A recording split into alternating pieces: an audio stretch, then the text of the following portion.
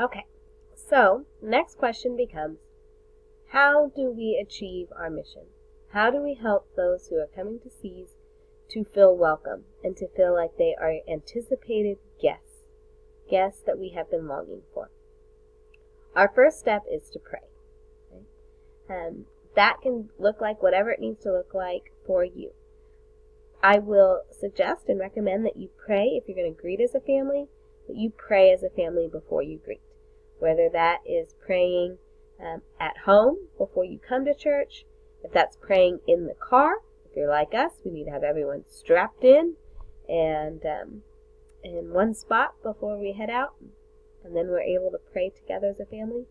Or if you're able to get to church even earlier than your greeting time, and you're able to actually go into church and say a prayer together. But pray and ask God to give you the tools that you need to be His hands and His feet and His warm welcome to those who are coming to St. Elizabeth. What does greeting actually look like? How do we go about doing it? First, you need to arrive 15 to 20 minutes early. We want to get there before most of our guests arrive to church. You need to make eye contact and be approachable. But also at the same time, read the body language of your audience. As people are coming in, there are some people who are similar to me that want that warm greeting. They want you to say hello, to start up that conversation with them, to ask them how are they doing. For some, if you know them well, they might even be looking for a warm handshake or a hug, depending on your relationship with that person. Even someone that you're first meeting, they might want you to go ahead and give them that handshake and that welcome. However, others may not want that. That might be too much for them. And so you need to read your audience. If I would say the best way to start would be to offer anyone who enters our door a smile, a good morning or a good evening, and a welcome to SEAS. And then at that point, if they approach you and they want more information from you, go ahead and enter into that conversation. If they reach out their hand, go ahead and respond. But if they just simply say thank you or good morning and give you that head nod, and then they continue on into the main body of the church, let them go. You have welcomed them. You have let them know that you're happy that they're there. And that's okay, because that might be all that they wanted on that day. Okay. Also, as far as being approachable, we want to be careful that we don't spend our time as greeters involved in long conversations with our close friends or our family that we see. Postpone that conversation, talk to them after Mass, or call them up, at a different time. Still, that doesn't mean you don't talk to them, of course. Go ahead and enter into that conversation, welcome them to SEAS, give them a quick hello. But we don't want to make others who might need our attention as well feel like they have to interrupt a conversation that we are having with a friend. And we don't want them, if they feel like they're doing that, to be put out or to decide not to come up and approach you because they don't want to interrupt that conversation. So, of course, we still want to welcome those that we are close to. That's natural to do, but we don't want to get so caught up in that conversation with them that we're not able to welcome others that we see coming through the door.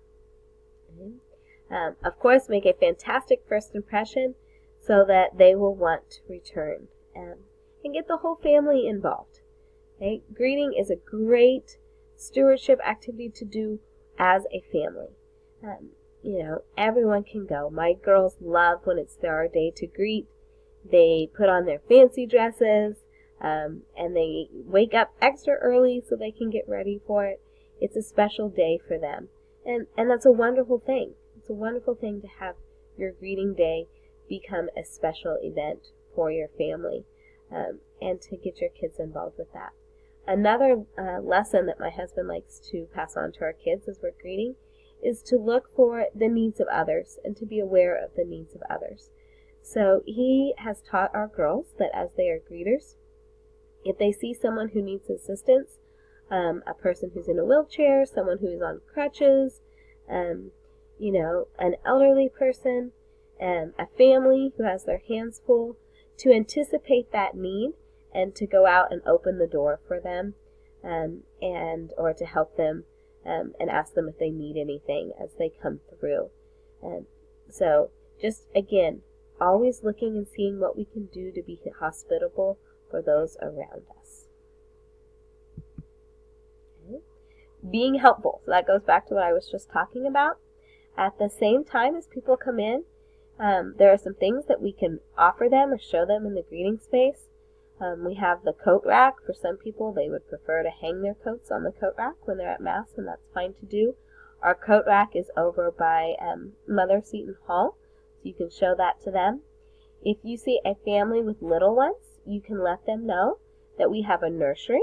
If they would like to partake in that they can take their children to the nursery, and you can guide them there so they're able to find that. I think it took us at least 2 years to find the nursery before we knew that service and that ministry was available. So we want to make sure that we're reaching out to people, and our job as greeters is to let them know what we have to offer as a parish, not just that we want them to be there and that we're welcoming them, but also to let them know what we can offer to them. And then also, you may have noticed, those of you that know where our bathrooms are at, they're a little bit of a hike away from the church. So that's something, if people seem to be looking like they're looking for something, or if they ask you, where are the bathrooms, go ahead and walk with them to the bathroom. Don't just point them out. You can walk with them in that general direction and show them where the bathrooms is. Same for the parish office, so that they don't feel like they are getting lost as they go to find those things. Again, how do we greet? The actual where do we stand? Where do we go once we arrive 15 to 20 minutes early? Okay.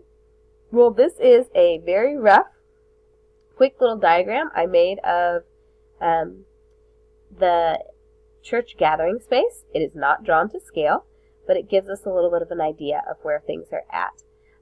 So keeping in mind that the coat rack, here is Mother Seton Hall.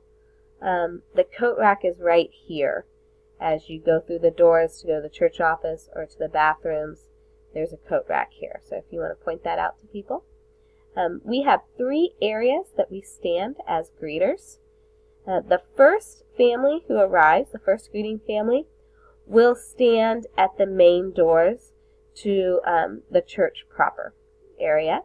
The reason why our first family is going to stand there is because everyone who comes into the gathering space will eventually funnel into the church proper area.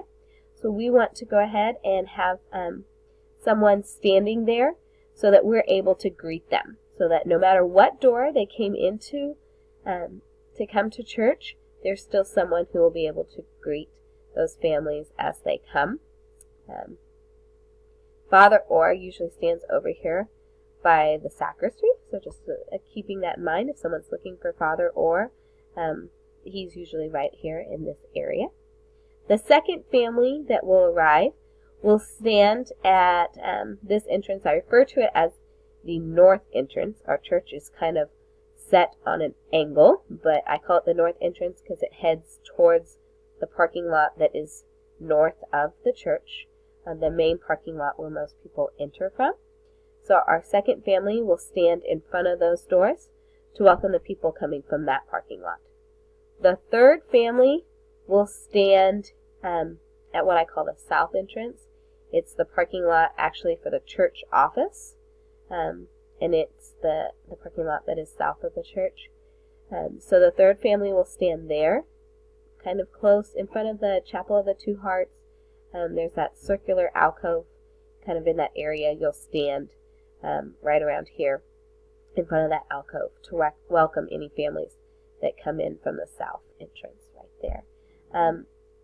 Now, at some of our masses, because of the number of greeting families that we have available who have signed up for the greeting ministry, there is not a third greeting family. So at those masses, We will not have a family standing here to welcome people who come in through that entrance. Those people will be welcomed again by that first family who's standing at the main church entrance. So again, that's why we put that family there, so that they're able to kind of be that umbrella to capture everyone who is coming in and headed to Mass. And then at some of our more well-attended Masses, we have actually 4 greeting families because of the amount of people that are coming to those Masses. So the 4th greeting family will join the 2nd greeting family, and they will just spread out here among those main doors coming from that main parking lot area. So those are the areas that you can find the greeters and where you should be standing in the gathering space. On one of the slides, I talk about one of your responsibilities when you arrive is to sign in. Right over here by the sacristy, there's a small little podium with a binder on it, and all of the ministers for Mass sign in there so that when the priests go to check to make sure that they have all of the things that they need covered, they'll be able to see who was there. So right there, when you arrive, you'll just go and sign your name on the page in that binder. That's where you can find that. Okay. So, another how is the offertory gifts. Part of our job as greeters is to take up the offertory gifts. Father Orr has made it clear that he wants a greeting family to do this so that people can start to put together names with faces. So if they see that a family that they know of is taking up the gifts but they're not sure about their name, they can go back to the prior week's bulletin and look up the names of the greeting families, and from there be able to narrow it down on possibly what that family's name would be. So a change for this year, something that will be new, is that in the bulletin I will be bolding one of the family names, and that family will be the family who will be responsible for the offertory gifts for that week. In the past, we had asked other families who were coming to Mass but were not signed up as greeters if they would like to do offertory.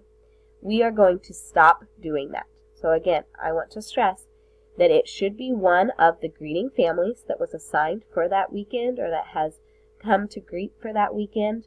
We are not asking other families who are coming in if they would like to bring up the offertory gifts. And again, that goes back to that trying to put together names with faces, and that came directly from Father Orr, the way he wanted us to do that. Again, I don't want to get too long-winded on these videos, so I'm going to pause this one right here, and I will do one last quick video with some follow-up details about things that you can expect to be receiving from me here shortly.